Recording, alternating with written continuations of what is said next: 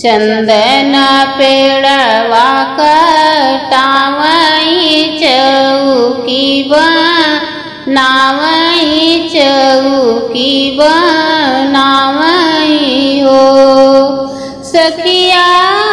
चंदन पेड़वा कटावई त चौकी बनावई त आसन लगावई हो। तेहि आसन बैठे शिव शंकर डमरू बजावई त डमरू बजावई हो सखिया। तेहि आसन बैठे शिव शंकर डमरू बजावई त डमरू बजावई हो। काऊ देखी बिहसई माड़ुआ त काऊ देखी कलसा त काऊ देखी कलसई हो रामा। काऊ देखी बिहसे शिव शंकर डमरू बजावई त डमरू बजावई हो सखिया।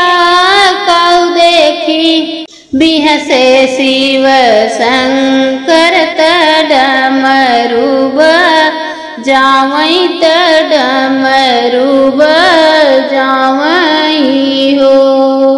बराती देखी बिहसई माड़ुआ त दुल्हा देखी कलसई हो सखिया।